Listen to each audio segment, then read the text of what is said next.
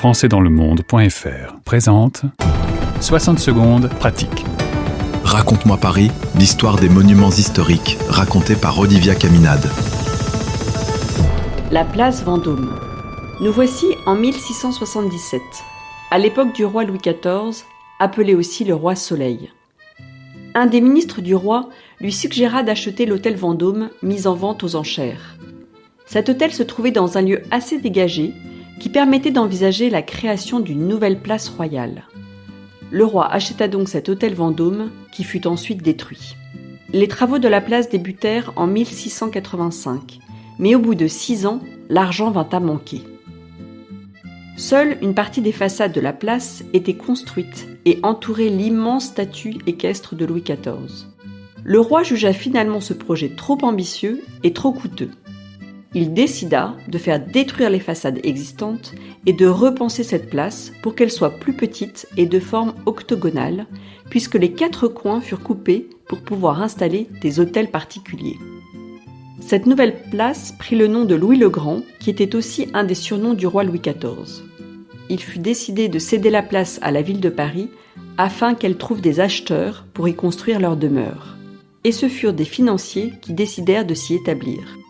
En 1699, la place Louis le Grand est enfin prête et son inauguration est grandiose. On organisa une grande fête populaire avec des jeux nautiques sur la Seine, des feux d'artifice qui illuminaient le ciel, des spectacles et il y eut même des orchestres jouant sur des bateaux. Au XVIIIe siècle, la place devint un véritable centre culturel. Imaginez, dans les grands hôtels particuliers, des salons accueillaient des philosophes comme Montesquieu. Les idées nouvelles circulaient et tout Paris venait pour échanger et débattre. À la Révolution française, en 1789, la statue de Louis XIV fut détruite, mais la place fut préservée.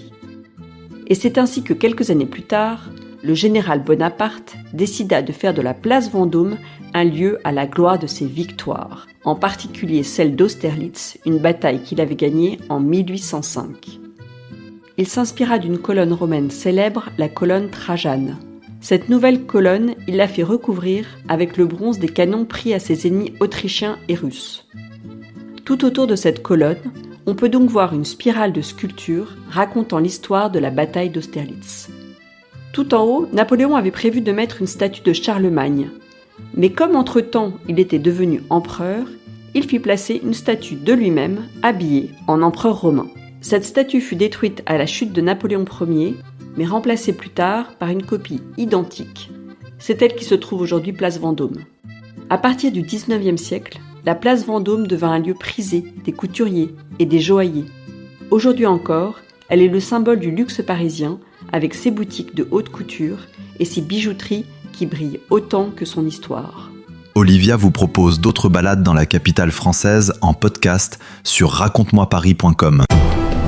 Plus d'infos et plus de podcasts, rendez-vous maintenant sur françaisdanslemonde.fr.